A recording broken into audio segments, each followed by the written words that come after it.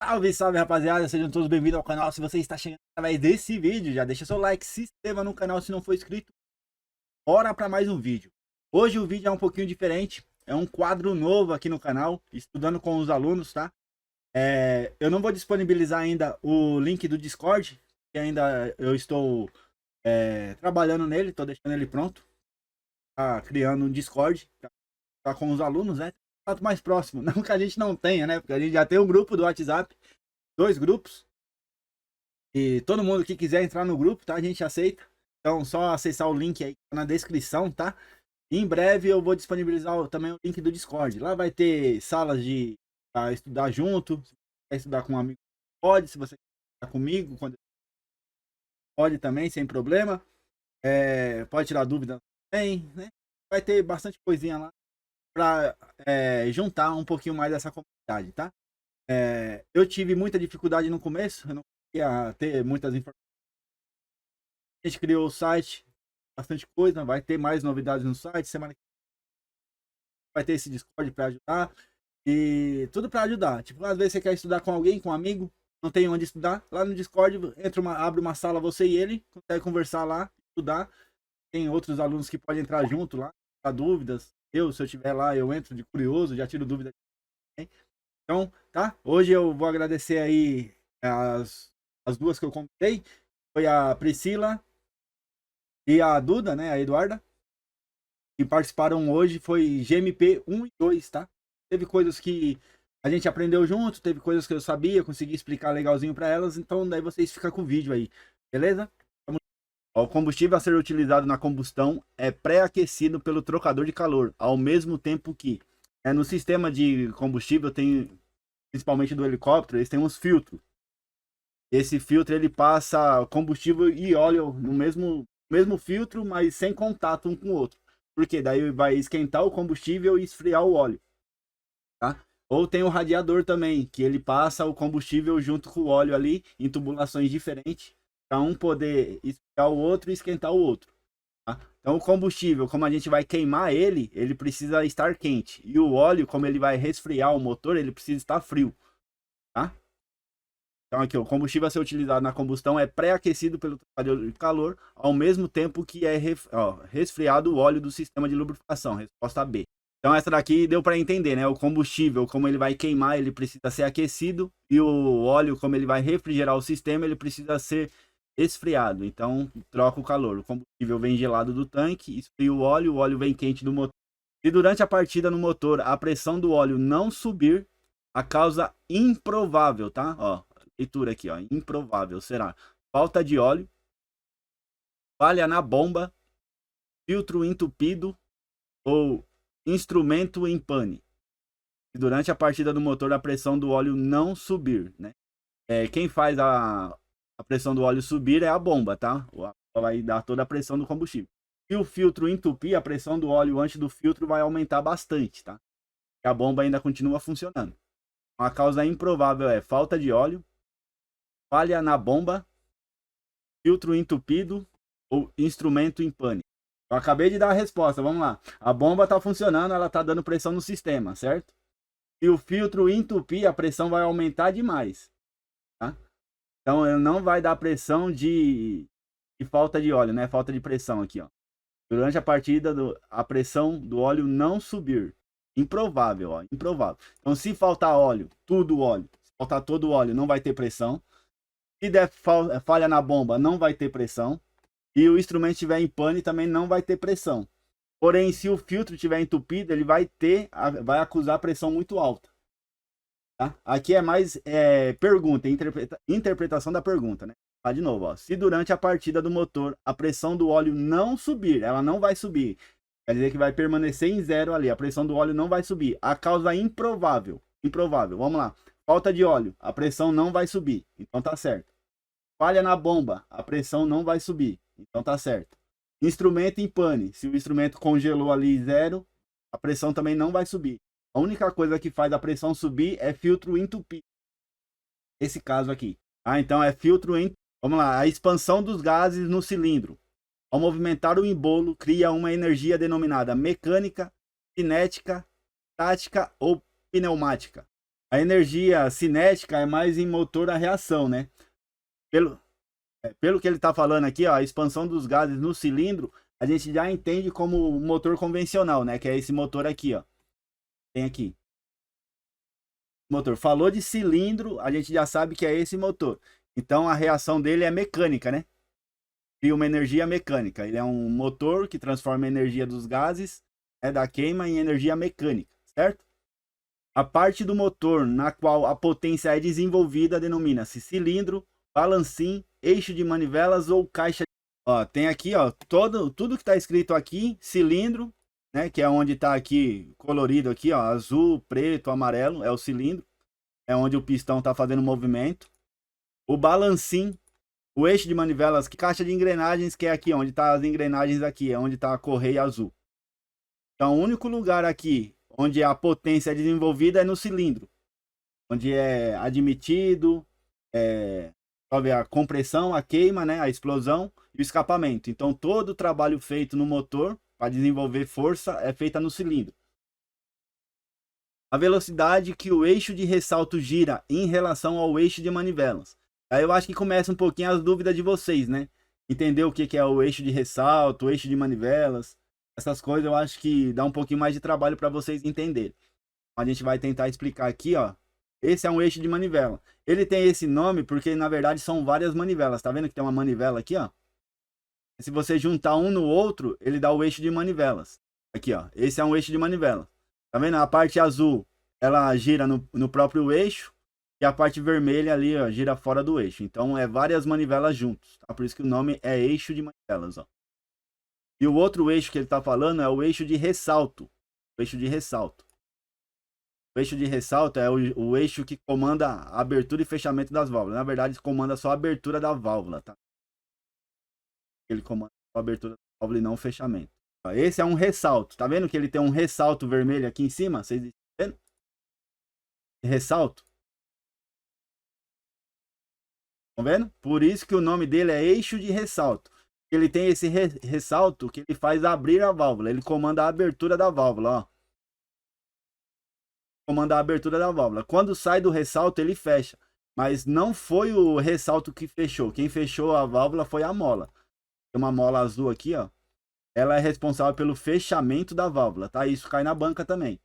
Quem é responsável pelo fechamento da válvula é a mola. Quem é responsável pela abertura da válvula é o ressalto, ó. O ressalto abre, a mola fecha. Tem um exemplo aqui, ó, mostrando o ressalto. Ressalto. Ele empurra a válvula, tá? Ele empurra. Mas não é ele, e esse é o eixo completo, tá? O eixo de ressalto completo. Ele funcionando. Olha a velocidade do eixo de manivelas, tá? E a velocidade do eixo de ressalto. O eixo de ressalto gira bem devagar em comparação ao eixo de manivelas, tá? Ele comanda ali a abertura e fechamento das válvulas. Esse daqui é a caixa de engrenagem. Aqui, ó, a engrenagem azul, verde, é o eixo de manivelas. E a engrenagem vermelha é o eixo de ressalto. Se você, ó, parem no pontinho preto. Tá vendo os pontinhos preto embaixo aqui? Ó, eu vou começar a dar uma volta, ó. Ó, eu dei, tipo, teoricamente, uma volta no eixo de manivelas. Mas o eixo de ressalto, o pontinho ficou lá em cima ainda. Estão vendo? Quando eu terminar a minha volta, aí sim tá todo mundo embaixo. Então, qual que é a velocidade do eixo de manivelas comparado ao eixo de ressalto? O dobro, a mesma, metade ou velocidade que o eixo de ressalto gira em relação ao eixo de manivelas. Metade, tá? Metade. O eixo de manivelas, a engrenagem verde, o eixo de ressalto, a engrenagem vermelha. Eu levo até o meio, o eixo de manivelas deu uma volta, o eixo de ressalto deu meia volta. Em relação às válvulas do motor, a gente acabou de mostrar ali, é correto afirmar que ambas são intercambiáveis, ambas operam na mesma temperatura. A válvula de admissão opera com a temperatura maior que a de escapamento, ou a válvula de escapamento opera com a temperatura maior que a válvula de admissão. Essa daqui também é tranquilo. A válvula de escapamento opera com a temperatura maior que a de admissão. Por quê? Porque não tem a cor, mas tem as válvulas. a válvula azul, válvula de admissão, tá? Válvula vermelha, válvula de escapamento. Vamos lá.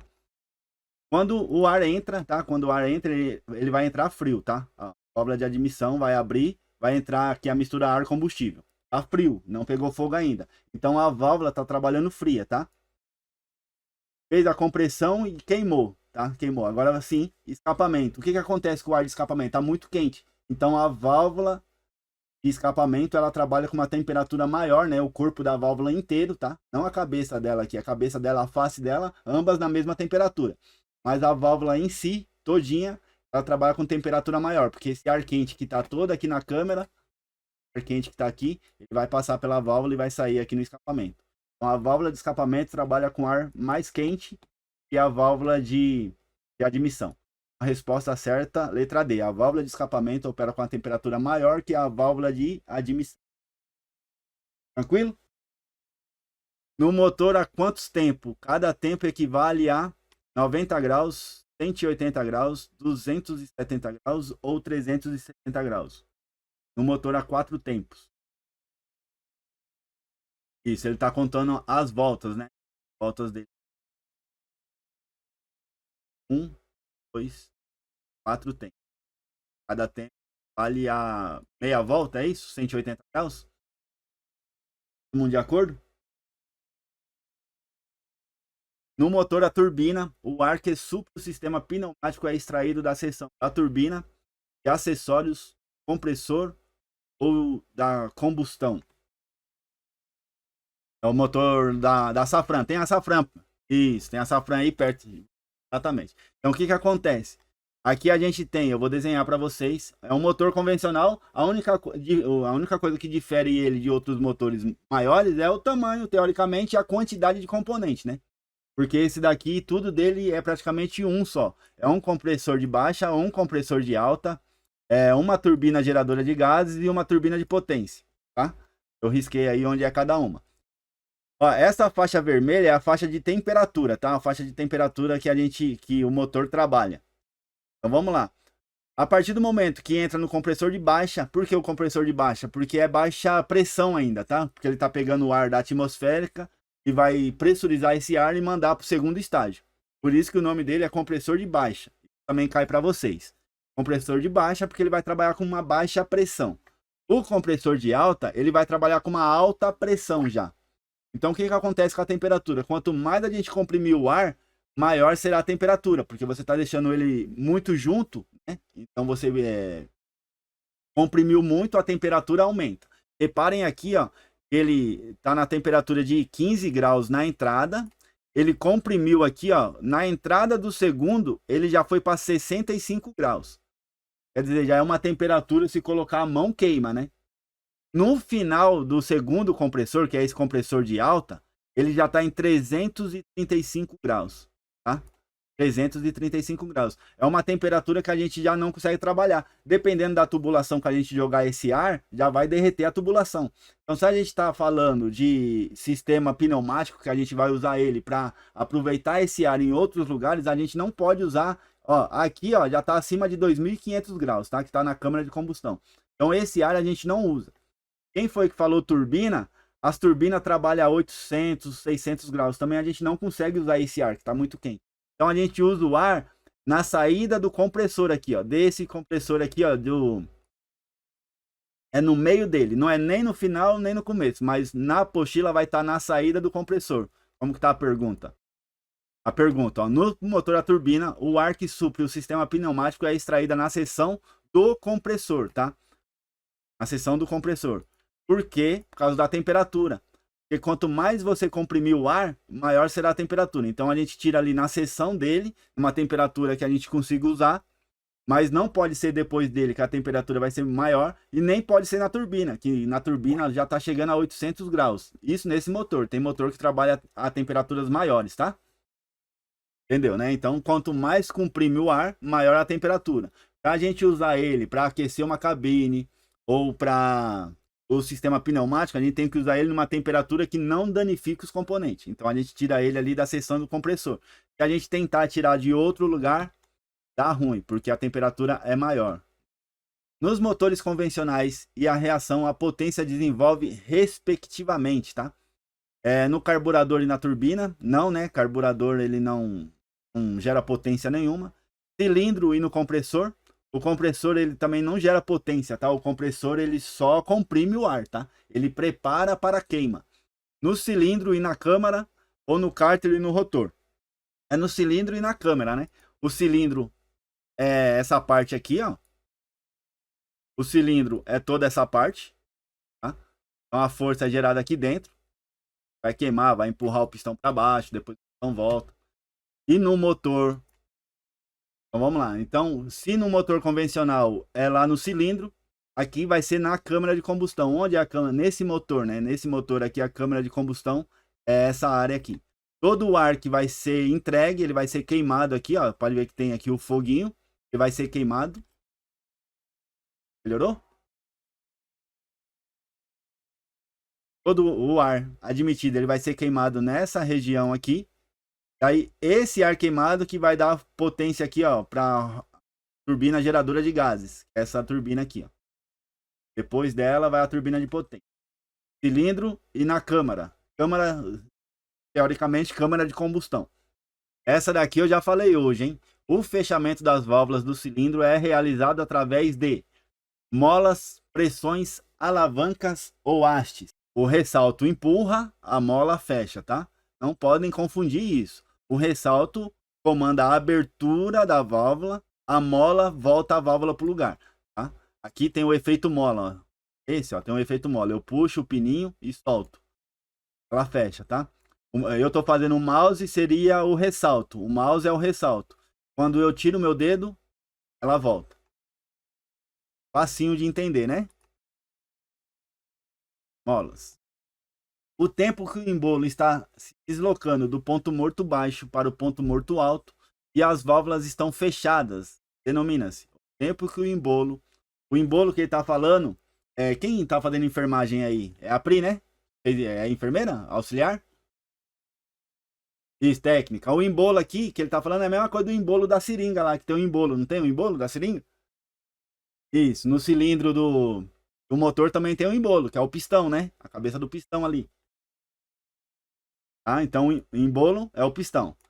Está se deslocando do ponto morto baixo para o ponto morto alto. Quer dizer que ele está subindo, né?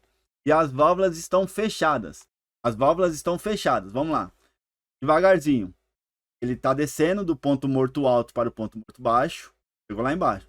Agora ele vai começar a subir do ponto morto baixo para o ponto morto alto. As duas válvulas estão fechadas, não estão? Esse é o tempo de compressão dele, tá? Ele vai comprimir o ar. A próxima vez que ele vai girar do ponto morto baixo é agora, ó. Do ponto morto baixo para o ponto morto alto. Ele está aberto, porque ele está fazendo escapamento, ó.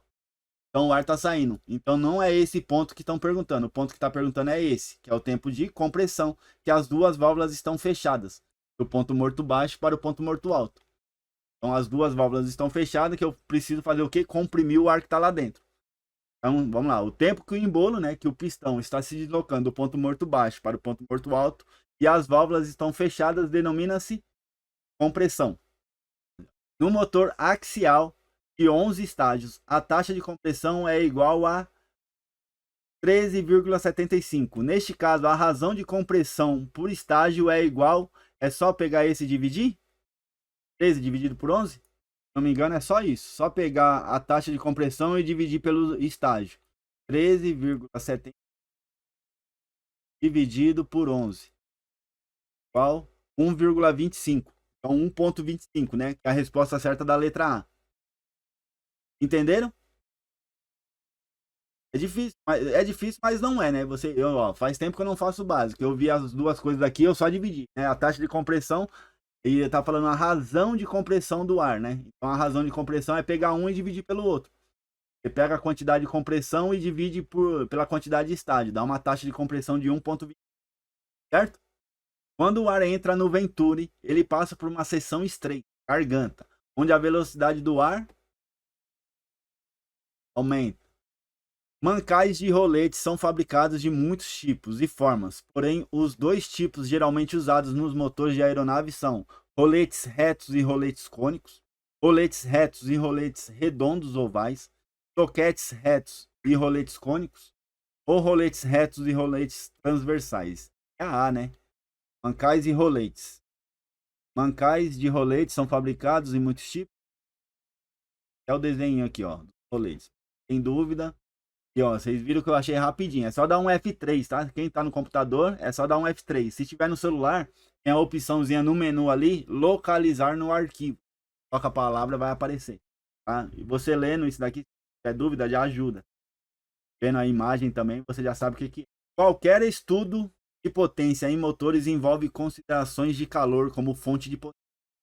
A porcentagem da parte do calor que é efetivamente utilizado para gerar potência do motor é de 10% a 15%, de 25% a 30%, 45% a 50%, 75% a 90%. Do calor total produzido, de 25 a 30 é utilizado para a potência de saída, de 15 a 20 é perdido em refrigeração, calor irradiado das aletas da cabeça do cilindro. 5 a 10 perdido para vencer o atrito.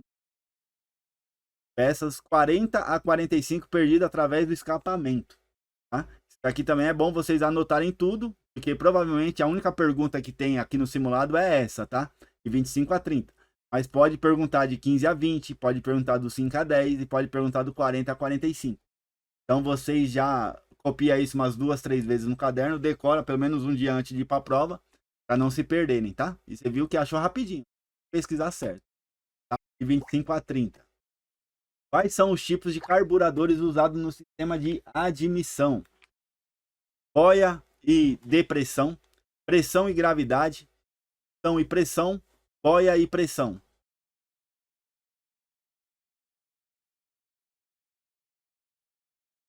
Esse tipo de carburador, vocês ficam na dúvida aí. Tá?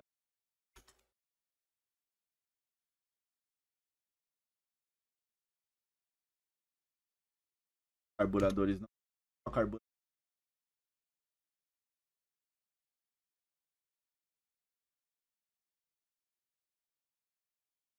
Aqui apareceu, ó, carburadores tipo boia, carburadores de injeção de pressão. Deve ser boia e pressão. Carburadores tipo boia,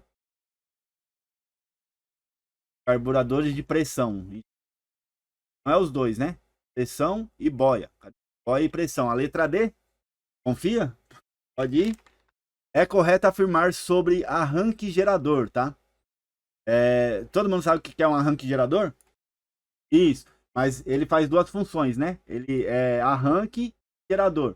A gente trabalha com motor Ariel aqui, ele é equipado com arranque gerador. O que é o arranque gerador? Quando você dá a partida e aperta o botão para dar partida, você alimenta o arranque, você alimenta ali o starter, né? Então ele vai girar e ele vai fazer o motor girar primeiro. Então ele vai dar toda a potência do motor inicial. Ele vai girar o motor, vai acionar a bomba, ele vai acionar toda a caixa de acessórios do motor. A partir do momento que pegar fogo e tá tudo autossustentável, que o motor conseguir se manter sozinho, não precisa mais do gerador, lá dentro ele meio que desacopla o arranque e ele vira gerador, porque daí ele vai gerar energia para a bateria, para os instrumentos, para todos os equipamentos eletrônicos. Então, o arranque gerador nada mais é do que como se fosse um gerador, ele é grandão e eletrônico. Então, ele passa no momento de partida, é ele que aciona o motor. Quando o motor fica autossustentável, girando sozinho já, daí ele sai, né? Ele sai, eletronicamente sai e ele começa a funcionar como gerador. Então, aqui ele está como desacopla, tá? Ó. É correto afirmar sobre o arranque gerador que desacopla abaixo de uma velocidade pré-estabelecida, é permanentemente acoplado com o eixo do motor, desacopla acima de uma velocidade pré-estabelecida, desacopla na velocidade de marcha lenta. Ele é permanentemente acoplado no eixo do motor. Pelo que está aqui, pela pergunta. Porque ele precisa do motor para dar partida e ele vai precisar do motor depois para continuar gerando energia. Então ele não pode sair do motor. Então vocês entenderam aqui, é confuso, né? Mas ele, cadê? Essa daqui, ele não desacopla. Quando é só starter, só arranque, é só arranque. Ele não vai gerar energia, ele só vai dar partida, né? Normalmente em motores convencionais é assim. Ele vai lá, ele entra no motor, ele dá partida, o motor pegou, ele tira a engrenagem de novo. Então ele entra e tira, ele acopla e desacopla. Quando é arranque gerador, que ele vai continuar trabalhando o tempo todo, ele é permanentemente acoplado ao eixo do motor, tá? Com o eixo do motor. Vamos lá. Na partida no solo, o que acontece com o relé de sobrevoltagem do arranque gerador? A proteção de sobrevoltagem é suspensa. A proteção de sobrevoltagem é ativada. O relé recebe energia? Nenhuma das anteriores.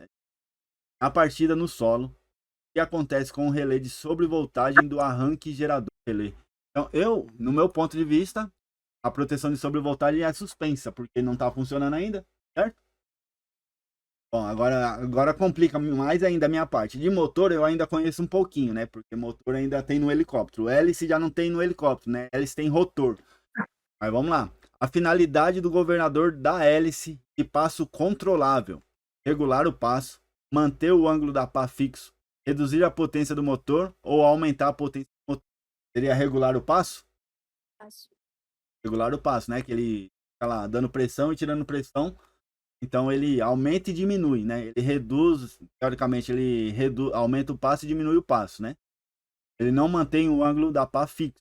Ele aumenta e diminui o ângulo da pá, né? Teoricamente ele reduz e aumenta a potência do motor também. Ele faz as duas coisas, não só uma. Então a resposta certa é A, ele regula o passo, certo? Certo. A hélice percorre uma distância denominada passo efetivo. Passo quando comandada para o passo mínimo, comandada para o passo máximo, realiza uma volta completa considerando o recuo, realiza uma volta sem um recuo. A volta sem um recuo é o passo geométrico, né? O efetivo é o que efetivamente ela andou, né? O que efetivamente ela avançou. Então, considerando o recuo, Eu acho que é C. é a parte grossa e circular próximo à base, a qual é designada a dar resistência à pá. Rotor, franco, base ou raiz? Flanco. Então, flanco. A criança não quer falar flanco, não. Na hélice de passo controlável, a pressão do óleo necessária à mudança do passo é fornecido pela válvula piloto, bomba, aranha ou contrapeso. Acho que é a bomba. Então vamos de bomba. Com a válvula piloto a gente volta depois. Achar. As sondas distribuídas pelo motor a reação transmitem para o indicador de EGT, que é a temperatura dos gases de escapamento. Vocês lembram que eu mostrei esse documento? Olha a temperatura que está aqui, né? Temperatura aqui acima de 2.500 graus. Então, qual que é a pergunta? As sondas distribuídas pelo motor a reação transmitem para o indicador de EGT, temperatura de gases de escapamento. O que acontece? Quando essa temperatura aqui, seria ideal, né? A gente saber essa temperatura aqui, pilotando um avião, um helicóptero, mas não conseguimos definir essa temperatura, porque é uma temperatura muito elevada. Qualquer material ali que a gente coloque para tentar medir essa temperatura vai acabar derretendo, né? Porque a câmara de combustão aqui, toda essa parte do motor é feita com material que normalmente os fabricantes até escondem que tipo de material que é, porque passa de 2.500 graus. Então a gente não consegue medir essa temperatura aqui. Então a gente mede as temperaturas na saída, né? Próximo já à turbina de potência aqui. Porque a temperatura dos gases já diminuiu, né? De 2.500 já diminuiu aqui, ó, para 880 ou 670. Então aqui é distribuído várias sondas, né?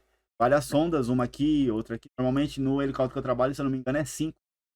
Entra aqui, assim. Então o que acontece? Eles conseguem saber a temperatura do ar que está saindo. E daí eles fazem uma conta para saber a temperatura do motor. Então, voltando para a pergunta, as sondas distribuídas pelo motor a reação transmite para o indicador de EGT é a média das temperaturas, tá? Cada uma vai medir uma temperatura e ela vai dar uma média e vai jogar lá no relógio, lá na cabine do piloto. Falar a temperatura do motor, né? Dá como temperatura do motor. Na verdade, a temperatura é lá do escapamento, a temperatura está em 800 graus. É a média das temperaturas. Certo? Por isso que quando queima um, né, às vezes dá problema nenhum desses, né? Em uma sonda dessa tem que trocar todos, porque se uma sonda dá problema, a média aumenta, então a temperatura que era 800 subiu para 1.200. É média das temperaturas. Se uma tiver faltando, a temperatura aumenta muito. Durante um ensaio de um motor a reação, deve-se observar atentamente a indicação de N1 e N2. N é uma homenagem ao Newton, tá? Para nível de curiosidade. Então, é giros, tá? É voltas. Né? N1 é um contador de voltas, vamos dizer assim, em homenagem a Newton. E N2, né? Vamos lá. Durante um ensaio de motor a reação, deve-se observar atentamente a indicação de N1 e N2. Esse motor aqui, ó, ele é dividido em duas partes. Tá vendo que tem uma parte amarelo e uma parte laranja? Estão vendo? Um é turbina livre ou outra área de entrada. Isso, é isso mesmo. Essa turbina aqui, ó, a turbina de potência é um eixo solto, né? Um eixo livre, uma turbina livre. E aqui é toda a parte de admissão do ar, combustível. Então, depois que pega fogo, passa por aqui e o ar quente que está aqui vai fazer essa turbina girar. Ela não tem contato uma com a outra. Então, cada uma tem uma velocidade, tá? Cada uma tem uma velocidade. Eu acho que eu não tenho a velocidade delas aqui. Deve ter lá embaixo. Mas cada uma tem uma velocidade. Então, essa é a velocidade N1 e essa é a velocidade N2, tá? Cada uma tem uma velocidade. É um eixo e outro eixo, separados. Mas que a força cinética dos gases faz uma movimentar a outra. Essa divisão divide N1 e N2. A maioria dos motores. Durante o ensaio de um motor a reação, deve-se observar atentamente a indicação de N1 e N2 através dos alarmes, manômetros, voltímetros ou taquímetros. Taquímetros, né? É o que mede voltas também, né? Em um motor a reação, os montantes aerodinâmicos instalados na seção de escapamento têm a finalidade de orientar os gases para a turbina. Seção de escapamento, tá? Seção de escapamento. Então a gente já sabe que é a última seção do motor. Então já elimina orientar os gases para a turbina, né? Porque se é a última seção do motor, o ar está indo embora, não está entrando mais. Fixar a seção do escapamento do motor. Reduzir a temperatura dos gases de escapamento, de exaustão. Fixar o cone e evitar turbilhonamento dos gases de exaustão. D. D de dado? D de delta? D de dado. Isso. Exatamente. Eu acho que nesse motor não tem, né? Mas é mais ou menos isso aqui, ó.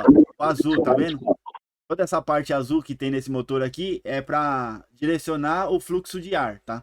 Então tem motores maiores que depois do escapamento aqui, depois da turbina de potência, tem essas aletas também que é para direcionar. Por quê? Para não fazer tanto barulho, porque o turbilhonamento faz muito barulho, então acaba silenciando também. Para o cone evitar o turbilhonamento dos gases. Um cuidado a ser tomado ao dar partidas em motores turbofan. Garantir que os tanques de combustível estejam abastecidos no máximo. Garantir que o motor esteja frio. Garantir que o óleo utilizado seja novo. Garantir que as áreas próximas à admissão de ar e escape estejam livres. Delta, né? Porque combustível é opcional, né? O piloto ele pode decolar com quanto combustível ele quiser, desde que esteja dentro do envelope dele lá, tá? Então, ele pode ir full tanque, pode ir com 50%, 30%, 40%. Garantir que o motor esteja frio, não necessariamente. Depois, se eu não me engano, de 10 partidas, ele ainda está quente, pode dar partida de novo. Garantir que o óleo utilizado seja novo, imagina, né? Imagine toda vez que você da partida tiver que colocar óleo novo, haja dinheiro. Então, resposta certa, letra D. O núcleo do radiador de óleo é constituído por tubos de cobre ou alumínio, num formato que aparenta... Colmeia. Mas só assim. É fácil, essa é colmeia. Sabem que ele parece mesmo... Parece uma colmeia, né? A hélice hidromática move as pás em direção ao passo máximo torção centrífuga, pressão de óleo, contrapeso ou mola. E só complementar essa resposta, tá? As forças básicas que controla de controle da hélice que atua nesse padrão de hélice aqui são as forças de torção centrífuga e a alta pressão de óleo fornecido pelo governador, tá?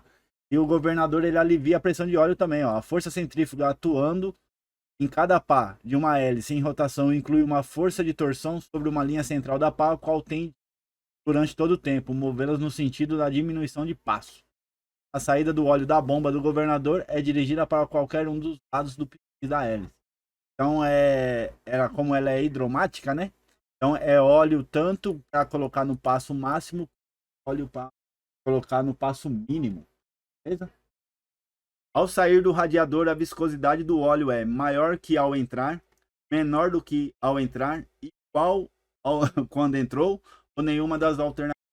O óleo, ele é viscoso frio, né? O que é viscosidade? É a resistência ao escoamento, né? Então, quanto mais viscoso, é sinal que ele é mais grosso, certo?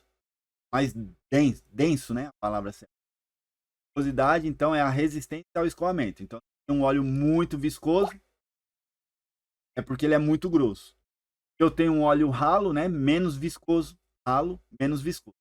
Então, o que acontece? Ao sair do radiador, ele vai sair frio. Ele entra quente e sai frio.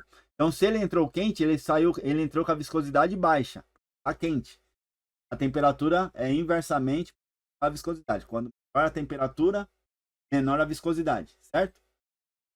Certo. Então, ele entrou quente, ele entrou pouco viscoso.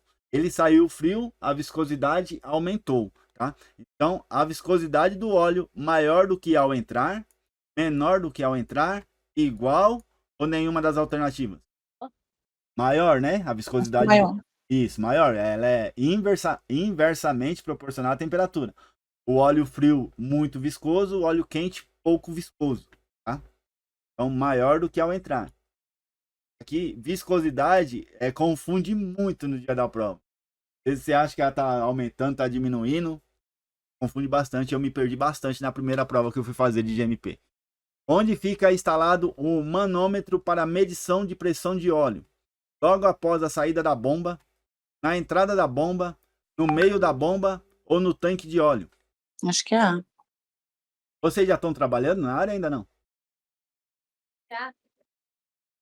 Então, vocês têm acesso ao manual de vocês lá. É bom de vez em quando dar uma olhadinha para saber onde é as bombas, as coisas. Ó, o trocador de calor é esse aqui também, ó. Lembra do trocador de calor que eu falei que esfria o óleo e esquenta o combustível? Esse laranja aqui, ó, é o combustível. Ele passa no meio do filtro do óleo, tá vendo? No meio do filtro do óleo. Porque ele vai esquentar o combustível e esfriar o óleo. Logo após a saída da bomba. Por isso que quando o filtro entope, a pressão aumenta, tá? Porque ela é indicada entre o filtro e a bomba. Por isso, quando o filtro entope, a pressão do óleo aumenta bastante. Em relação ao cilindro número 1 de um motor, é feita a calagem de magnetos, velas, alternadores e tuchos. Essa pergunta mandaram lá pra gente hoje no grupo, né? É a calagem dos magnetos. Isso, é a calagem dos magnetos. Isso provavelmente vocês nunca vão ver alguém fazer, porque ela é feita em aviões mais antigos, em helicópteros mais antigos. E a gente realmente faz ali, vai girando o motor e a luzinha do magneto ali, coloca uma máquina de teste e a luz acende, né? Então é como colocar o motor no ponto. O carro a gente leva lá no mecânico, ele vai colocar o motor no ponto. A calagem do magneto nada mais é do que colocar o motor no ponto também, tá? O sistema de proteção contra fogo do motor de uma aeronave turbojato é projetada para detectar e combater incêndio nos motores. Qual é a sequência correta de ações a serem tomadas na ocorrência de um incêndio ou superaquecimento?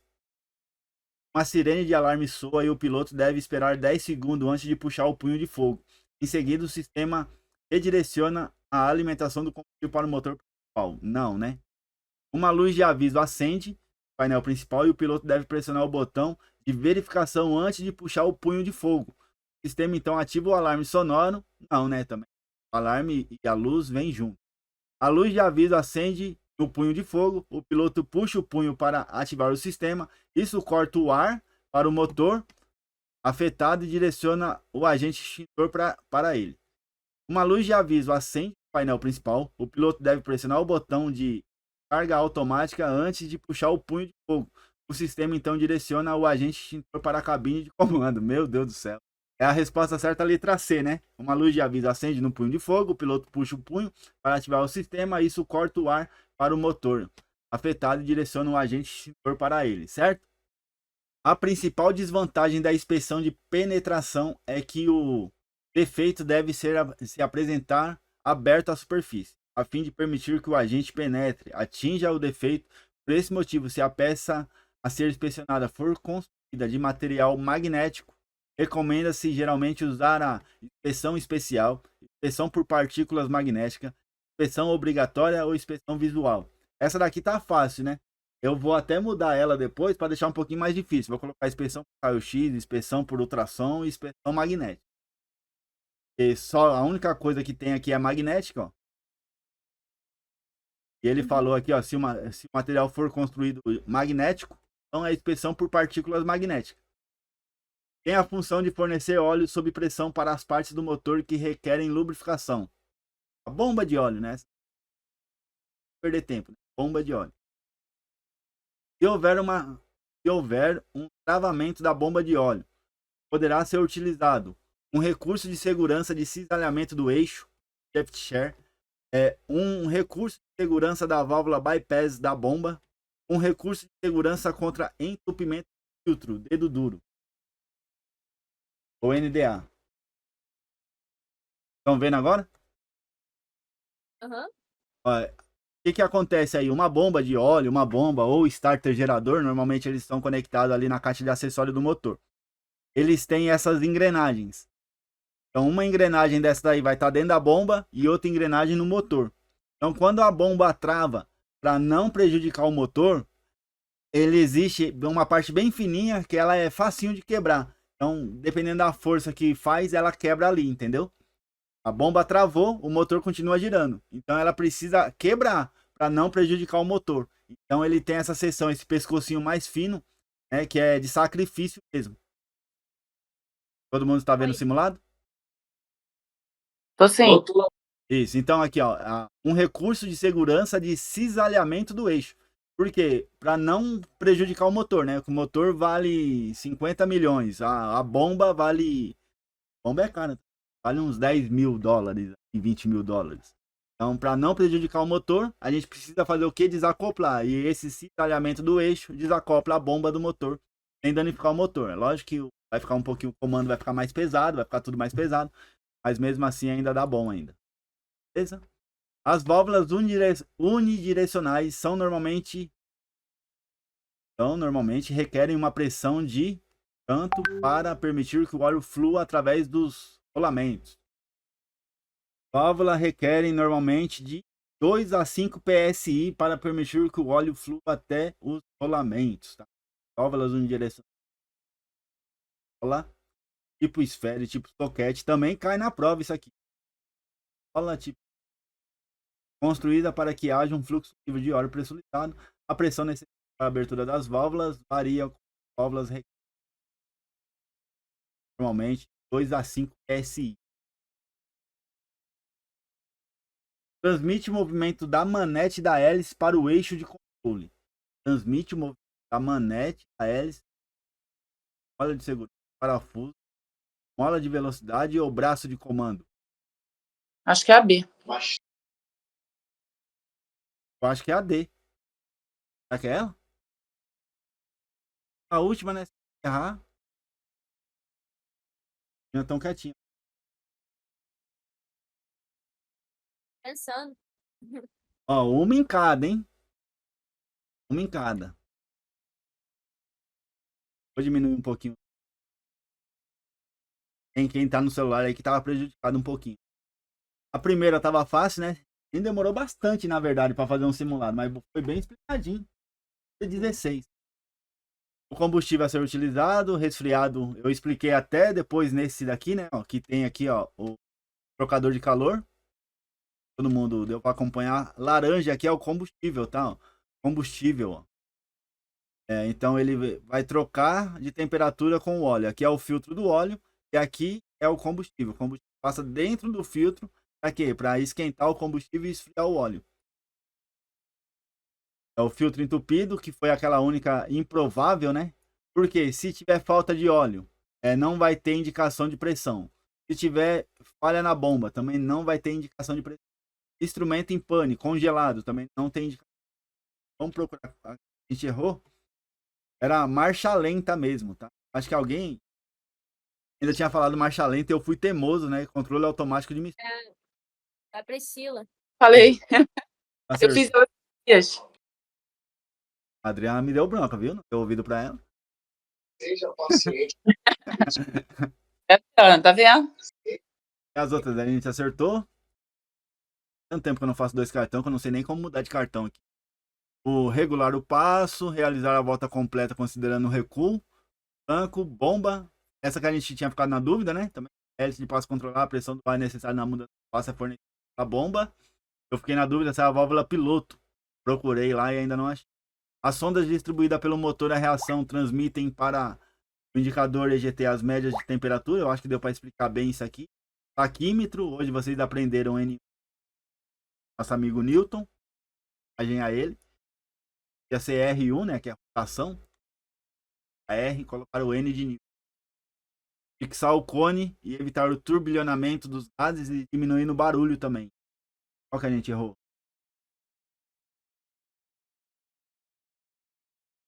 De temperatura. Aquecedor do óleo tipo. Não, essa daqui tá errado, né? A gente pesquisou, a gente viu que não é, né? Aqui a resposta está errada.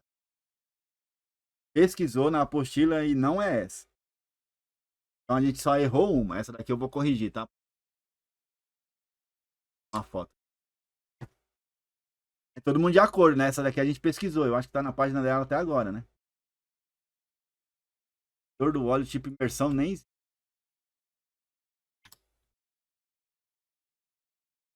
Imersão. Aquecedor de óleo, ó. Aquecedor de óleo. Que eu coloquei a outra.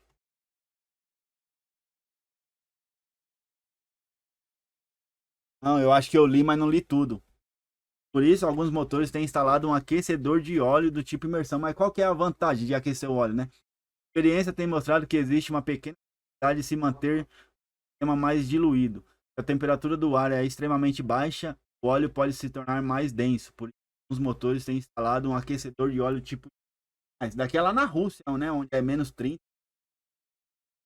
vai acertar nunca. Beleza? Então tá certo, tá? Não vou corrigir mais não. Meninas? Tranquilo.